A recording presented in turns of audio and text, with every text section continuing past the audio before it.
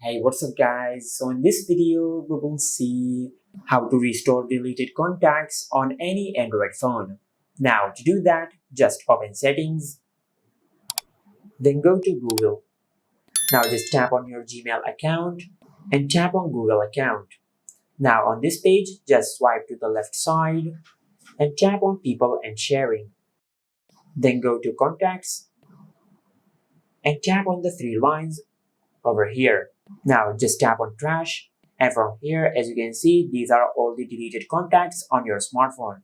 Now to restore the deleted contacts, just tap on the contact which you want to restore and tap on recover. Now as you can see, we have successfully recovered the selected contact. And this is how you can restore deleted contacts on any Android phone. If you found this video helpful, please like the video and subscribe to our channel and hit the bell icon to get notified when we upload a new video.